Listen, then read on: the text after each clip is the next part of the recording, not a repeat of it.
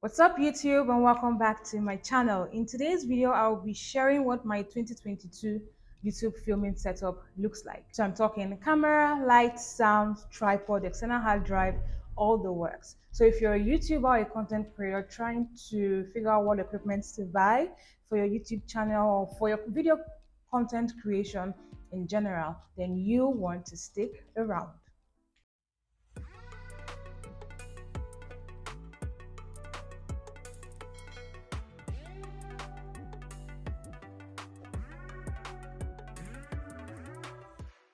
Hey guys, and welcome back to my channel. My name is Uchechi and I'm a content creator and digital marketing consultant. As I said at the beginning of this video, I'm going to be talking about my 2022 YouTube filming setup. Now I'm saying 2022 because I filmed an earlier version of this video somewhere on my channel. So if you're old to my channel, right, you probably must have watched that video. But since I made that video, a number of things have changed. So my YouTube filming space has changed. I have stopped using some equipment that I had before.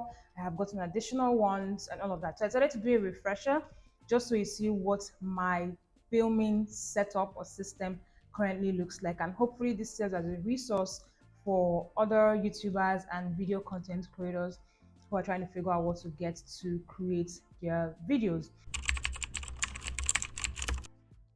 Now, the first thing I'm going to start with is my camera. Now, this particular one hasn't changed since my last video. I'm still filming with my iPhone, but I now have the iPhone 11 Pro. I think I had a different iPhone.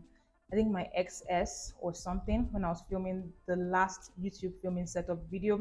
But now I have an iPhone 11 Pro and it's a 256 gig phone. I wanted to get a higher storage, but I think at the time the higher storage wasn't available, so I had to get the 256 gig. But so far it is serving me well. Now, would I still want to get a professional camera? Definitely. Reason is there are a number of things that I need to do whenever I want to film videos with my phone, right? And for that reason, I'm restricted by the sort of content I can film. I can't film for long periods at a stretch and all of that. And what are those things? One, I need to put my phone on airplane mode so that calls not come in to interrupt. Two, I need to mute notifications from social media, from messages, so that messages don't come in or notifications don't come in on my screen and distract me. And three, before I film every video, I have to be sure that I have enough storage space. So I have to go through my photos library to delete videos that I have either already transferred to my laptop or sent to whoever it needs to be sent to, or have been used and no longer have to stay on my phone anymore, to delete and clear up storage from my phone. Now, while I'm doing all of that, while I'm filming, I'm also very conscious of not missing out on calls, on messages, and all of that stuff. So it means I can't film like long or extensive behind the scenes videos or other forms of videos that may require long b-rolls or long filming or hours of filming at a stretch. For that reason, I'll still have to get a professional camera. But like I said, I'm making do with what I have and I'm having fun doing it. Now, in addition to my iPhone, I also have an external lens that is attached to this phone. And this lens is what is helping me have, I don't know if you can notice, but my background has a bit of blur, right? It's not as deep, right? The depth of field is not as deep as I want it to be. I mean, it's not. Is it deep or shallow? It's not as intense, right, as I want it to be, but it's better than filming without the lens. Now I'm able to achieve that because I'm using a wide angle lens, so it means I can sit in front and the video is not cropped in, right? So I still have like space by the sides and still have like a lot of space behind me. If you're familiar with filming with your phone and getting blurry background, then you know and the closer you sit to your phone, right? So the closer you sit to your phone and the farther you sit from your background, the more blurry your background becomes. But if you film or if I film without the lens, let me take it out so you can see. So this is me without the lens, right? So you can see I am very close to my camera. Now I can't film this way, right? I mean, I can, but I'm too close. I think I'm too close to the screen. So I want to have a bit of space. And that's where this has come in. So as you can see, I removed the lens, I'm close. I don't have that blur going on anymore in the background. Now, this lens is the Zenvo, it's a 2-in-1 lens, right? So it's a wide angle And can you guys see this? Yes, you can. Gosh, this is blurry and I don't want to alter it so that I don't have any issues when I put the lens back. But this is the true view wide angle lens and Claros macro lens. So it's a 2-in-1 lens. And this, let me keep this here. And this is what it looks like, right? So I'm going to unscrew this, and this is where you screw it onto. These are the lenses. Yes, that's correct. So this is the macro lens and this is the wide angle lens. Now to use the wide angle lens, you need to screw on the macro lens, but if you want to use the macro lens alone, then you can use it alone. And macro lenses allow you to take like very detailed shots up close without getting like grainy or pixelated pictures. So if you like to take this sort of pictures, then you may want to invest in a macro lens. So just invest in this. This is 2-in-1, so you can use one. You can use a macro lens when you need to take macro lens pictures or videos, and then you can use both when you need to take wide angle lens pictures or wide angle pictures or videos, right? So I'm going to screw this back on and screw this on here, and this is what I attached to this, right? So let me put it back on and continue filming. Right, so it comes in that pack, and the pack also has this cute case where you can keep your lens, because I mean you need to protect them so they don't fall and break. And the lenses have these covers. So this is for the macro lens, this is for the wide angle lens, so that they're also protected while they are not in use. Now, in addition to my iPhone and my lens, I'm also filming with the Filmic Pro app, and that is what is helping me have the blurry background. Now, I tried this lens with my traditional iPhone camera app and I wasn't getting the blurred background, right? But with the Filmic Pro, you can adjust your depth of field, right? So that you control how blurry you want the background to be. I'm still playing around with Filmic Pro, right? Hopefully I'll be able to get more blur in my background the more I use the app. But yes, so for filming or for my camera setup, I have my iPhone, I have the external lens, and I film with the Filmic Pro app. Now, the next thing I'm going to talk about are my lights. I currently have 2 LED lights. So there's one facing me here, right, that is illuminating my face, and there's another one at the back there that is illuminating the background. Now, in the past, I had just one LED light, but I could get away with it because my former filming space had fantastic bright ceiling and wall lights, right? But for where I'm using now, the ceiling lights are not as bright, so I have to compensate with the additional LED lights. So I invested in this early this year, and so I have 2 LED lights. Now, in addition to the second LED light, I also try to take advantage of daylight. So as you can see, the windows behind me are open, right? So that daylight is coming in and it's further illuminating the background and just illuminating the space. Now, this is what the light pack looks like for one of the lights. I can't find the pack for the other light because I got it like 2020 ish, right? But this new one I got this year, 2022, so I still have the pack. And in the pack I have the battery charger and 2 batteries. I'm currently not using it because the lights condition or situation where I live is a bit stable, right? But if I had to film where I'm not sure of constant light, then I would use the batteries so that the light doesn't go off while I am filming. So that's what my light situation looks like. Again, 2 LED lights, window lights to further illuminate my filming space.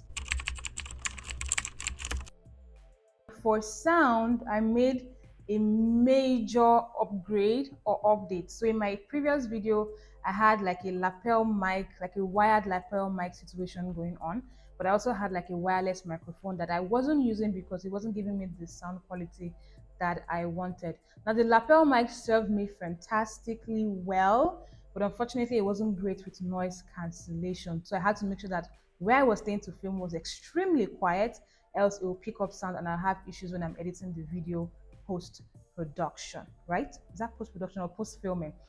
However, this year I have invested again in another wireless microphone, and this is what it looks like. This is currently the best microphone that I have. It is wireless, right? So as you can see, it is what is attached to me here, and then I have a transmitter attached to my phone. Now I love this microphone so much because of the noise cancellation feature. It is so fantastic.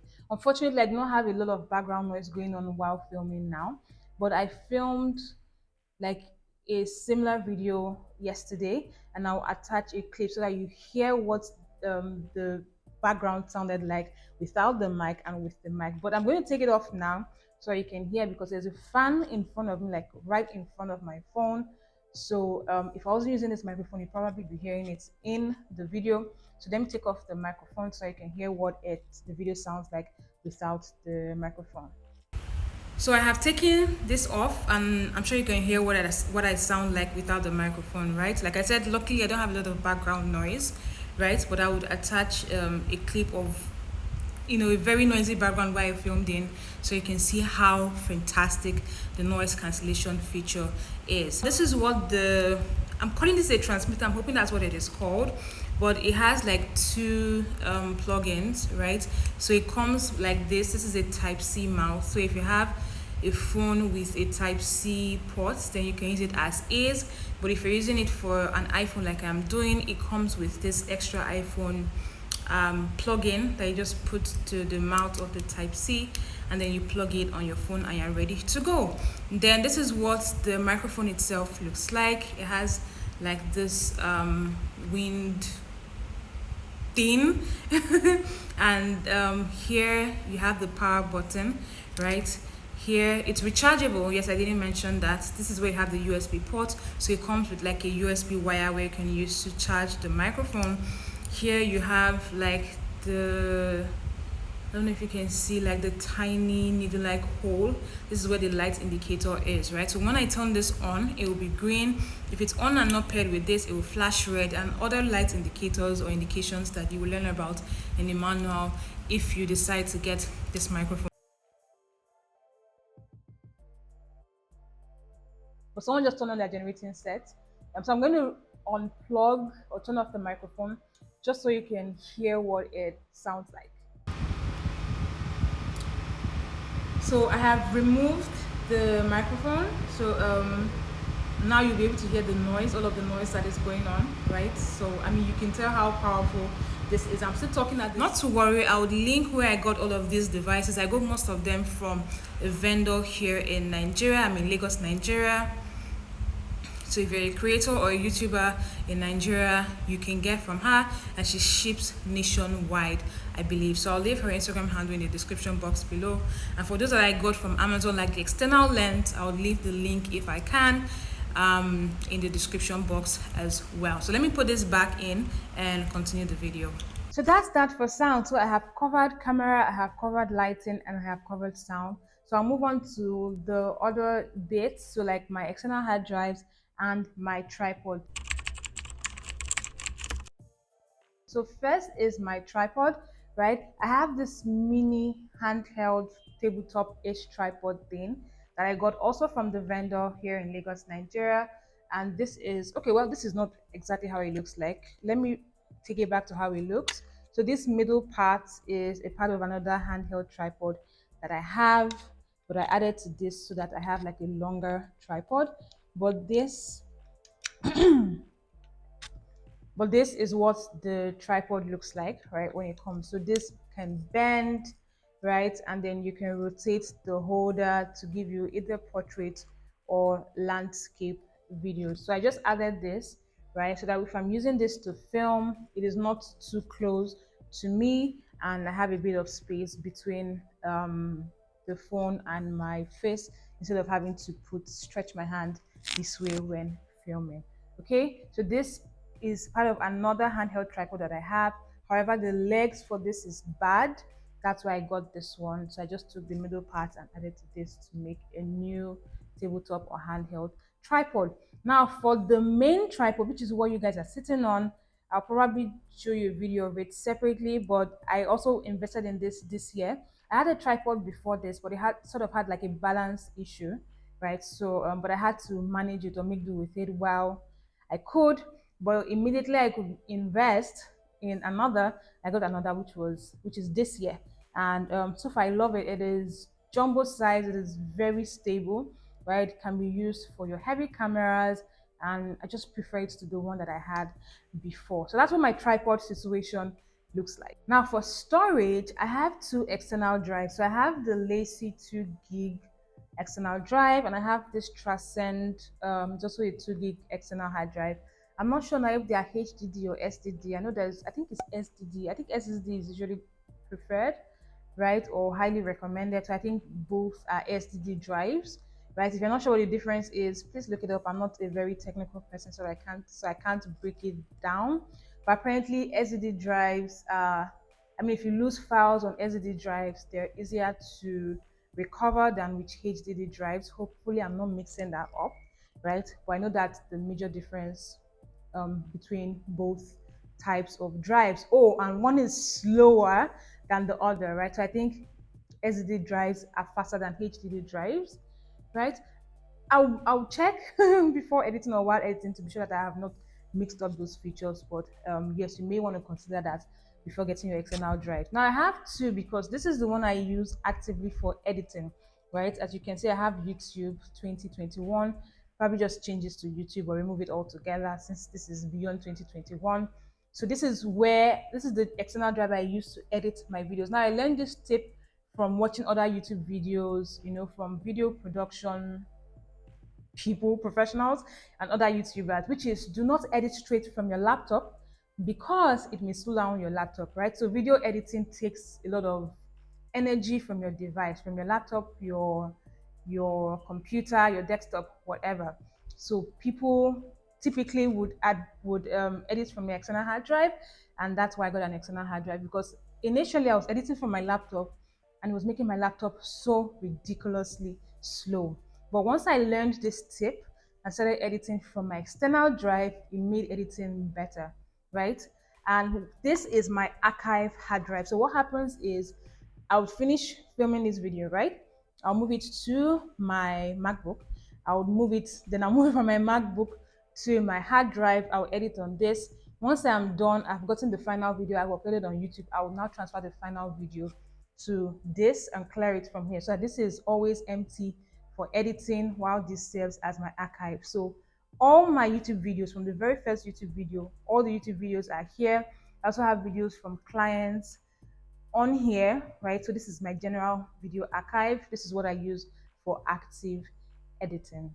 And then for my editing software, I use Final Cut Pro. I started out using iMovie, but I tried out Final Cut Pro. I loved the advanced features, and so I have stuck with it. So my next video will most likely be like a tutorial or behind the scene of me editing a video on Final Cut Pro, just so you can see what the process looks like. So color correction, audio adjustments, and all of that stuff. So if you're interested in that, again, you want to hit the subscribe button so I know when the video goes up and you can watch it, right?